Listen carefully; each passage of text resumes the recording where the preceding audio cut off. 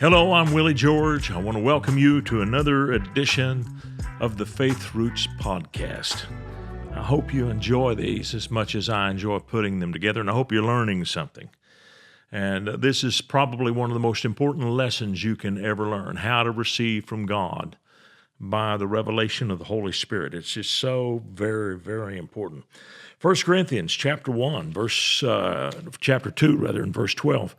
And this is from the International Standard Version. We have not received the spirit of the world, but the Spirit who comes from God, that we can understand the things that were freely given to us by God. And then 1 Corinthians 2:14 says this, a person who isn't spiritual doesn't accept the things of God's Spirit, for they're nonsense to him. Now, it's important to know where we are. We're Numbers 13 is where we're studying, and we're doing this because the Bible tells us in 1 Corinthians chapter 10 that we can learn things from the natural wars that the children of Israel fought in the spiritual battles that we fight. We can take those lessons and learn how to apply them in our situation. Now, God had already promised to give Abraham, Isaac, and Jacob and their descendants this land of Canaan for a 400-year stretch. Now, I know right offhand somebody says, I don't think it's fair for God to give somebody else's land to his people. Well, listen to this. There's a great body of knowledge that was held by the Jewish people, and it was a oral tradition that was passed down. It's not in the Scriptures, but it was a body of knowledge that they held for years and years and years. And after the flood of Noah, God made it very clear to the people of earth where he wanted each of them to live. And it's interesting to see how they did, for the most part, follow that. The sons of Japheth, and by the way, the Bible does say that Japheth's tents would be enlarged, meaning he would have more population than any of the other sons of Noah, that he would be more populous than either Shem or Ham. Ham seemed to go to Africa, and his descendants are there. Shem's descendants were to live in the Middle East. That was their place, and then Japheth had the rest of the world pretty much. And so this is where they were supposed to be. Now, what you see is by the time Abraham came to the land of Canaan, it had already been taken by some of the descendants of Ham. They had moved in and had taken this land, and according to the traditions, this was all set aside for the children of Shem. So really, they were not trespassing when they came. But even then, God was just in the way that he dealt with the people of Canaan. We'll read that here a little bit later on. Now, God had promised for 400 years to give this land to Abraham's descendants, and after being in Egypt in slavery from the time of Abraham till 400 years later, they had finally grown in population enough to utilize the whole of the land of Canaan. Now think about it. Had they come in with just a few thousand people, there's no way they could have utilized the whole of the land. And just the simple vacuum they would have created by not being in all parts of the land would have invited other people to come in and squat and to take the land away. And so God waited for a time to bring them into the land because they would now have enough numbers to fill it all. And that's what he wanted. And then there was another thing going on during all of this. The Amorites were so wicked now, their iniquity was full, and God said, now it's time to drive them out. There was a period when Abraham was alive that God told him, he said, I can't give you this land now because the iniquity of the Amorites is not yet full. They haven't come to the completion of their wickedness. And you can see this in studying the dealings that Abraham had with some of his neighbors. In fact, when Lot was taken captive by the kings of the east, you can see that Abraham had neighbors who are willing to go to war with him and to fight with him. These are pretty good people. And you can see that there were some God-fearing kings. Abimelech feared God. God. When Abraham lied to him about Sarah being his wife, he talks about sinning against the Lord, and you might have allowed me to sin against the Lord by taking your wife. So these people were fairly decent at the time. Not all of them were, but many of them were decent people. You could tell when Sarah died and Abraham dealt with the Hittites and he bought the cave of Machpelah to bury his dead. You can tell that these are fairly decent people in the way they conducted business. And so what we have to understand is God is always fair and just. He's never unjust in his dealings. But the time came for the children of Israel to go in and take possession of the land. Now, Moses sent 12 spies into the land on a how-to mission, not a what-to mission. It was never at issue as to whether or not they could take the land. That was already settled. God says, I've given you this land. But they were to go see how they would take the land and how they would occupy it. They had to find out the nature of the land. And they came back and they said, the land is a land that flows with milk and honey, meaning that it's a land that has lots of grass for pasturing, so our cattle will make it here. We will be able to have lots of milk because of the grass, and it is a land that flows with honey. There will be lots of bees, therefore there'll be a lot of agriculture. Bees and agriculture go together. It's interesting to note that when Europeans begin to move westward across North America, the Native Americans had a saying about the bees that came before them. They called the honeybee the white man's fly, because the honeybees didn't live out on the plains where there was no agriculture. They came when there were flowering plants and things to pollinate. They moved westward with the agriculture. And so a land that flows with milk and honey is a land that has a lot of grass and a lot of farming. All right. So this is a how-to mission, not a what-to mission.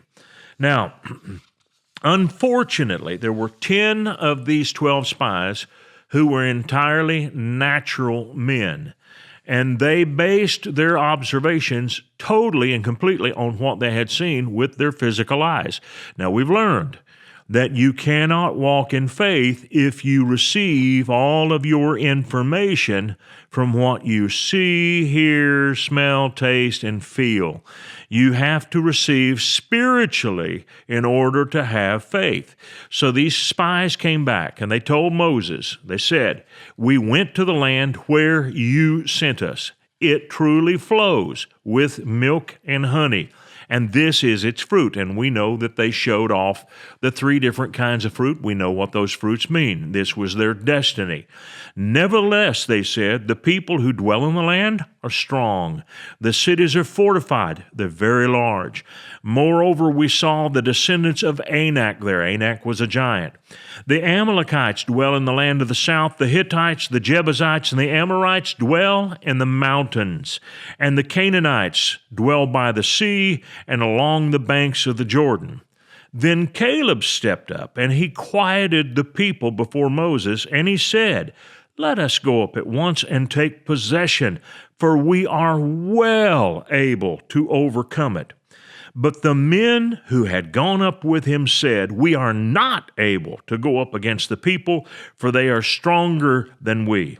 And they gave the children of Israel a bad report of the land which they had spied out, saying, now they're going to run down the land. They've already talked about how insurmountable the people are, but now they're talking about the land. And they said, the land through which we have gone as spies is a land that devours its inhabitants. And I'll talk about that in a minute. And all the people whom we saw there are men of great stature. There we saw the giants, the descendants of Anak came from the giants, and we are like grasshoppers in our own sight, and so we were in their sight. And basically they're saying, we don't think we can beat them, so they don't think we can beat them either. Now they had 6 different obstacles to point to, 6 different things, and here they are. Number 1, the cities are very, very large. And so they described these cities that were obviously populated with a lot of people. This was not a collection of tents. These were not Bedouins who lived in tents across the land. I'm sure there were some tent people there, but this was a land of walled cities. The cities are fortified. That's another thing that they pointed out. They are expecting war. They are ready for war. We saw giants there. That's number 3. They noted how there were big people. Number 4, they said there are 7 different tribes of people there. And now let's go back over them. There are the Amalekites, the Hittites, Jebusites, Amorites. There are the Canaanites dwelling in 2 different places, and then there are the children of Anak. So we got 7 different places where these people are living.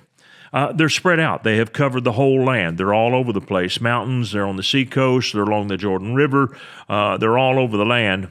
And then they said, the land devours its inhabitants. Now, this is so very, very important. God never leads his children into an impossible fight. Never, never. God does not lead us into an impossible fight. God was bringing them to a place where they could go about this step by step. This is the pattern of God's leading. It is so important. It is still true today. God always leads us on a step-by-step basis. Proverbs 16:9 says this, "A man's heart devises his way, but the Lord directs his steps." You know, there's an unfortunate saying we have in the body of Christ. It's so very unscriptural. You will not find it in the Bible. It is not there, but it is something we say all the time, and you need to quit saying it. We say we need to take a leap of faith. There is no thing in the Bible called a leap of faith. There is a step of faith, but there is not a leap of faith. It was the devil who tempted Jesus to leap off the pinnacle of the temple so that the angels could catch him. Now, this is a very important idea because you and I can walk away with this idea that somehow, some way, that any gain that we make in faith is a huge, impossible leap. And people say this all the time, God leads us to do the impossible. No, He doesn't. He doesn't lead us to do the impossible. If it's impossible, we can't do it. God leads us to do things on a step-by-step basis. Now, God works impossible miracles along the way, but He will never ask you to do anything but take a step. Now, these are the people who came through the Red Sea. What impossible thing did God have them do? Nothing. The impossible thing was done by God. The thing that God had them do was to step. They had to walk across. They didn't have to leap across. They didn't have to cover 100 yards in a single bound. All they had to do was walk.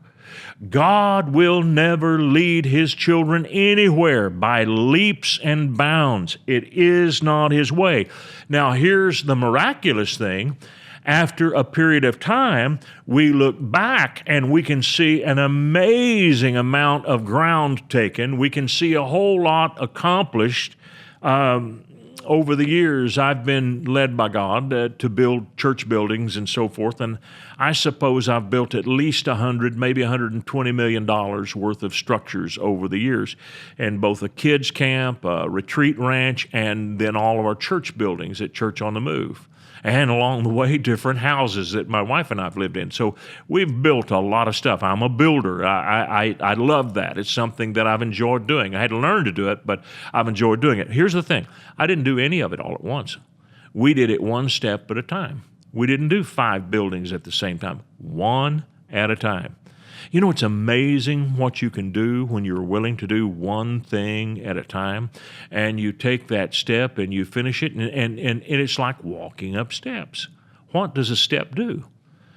Every step you take empowers you to take another step. If I brought you into my house and showed you the second floor, and there's a place when you walk into our entryway, you can look up and you can see the second floor. And if I said to you, you've got to get from right here up there in a single leap, or you can't go up there. Well, you'd think that was ridiculous. But getting to our second floor is a very simple thing. You just have to take a series of steps. And that's how God leads. The steps of a good man are ordered of the Lord. Psalm 37. He doesn't bring us forward in these huge dynamic leaps. There is no such thing as a leap of faith. There is a step of faith. And I'm going to show you in the next episode how God set up the children of Israel for the most amazing steps of faith that they could ever have imagined. And through these steps, they were able to conquer the land of Canaan. Thank you so much for being with me in this podcast, and we're going to pick right back up tomorrow. I can hardly wait to get into the next one. It's going to be good.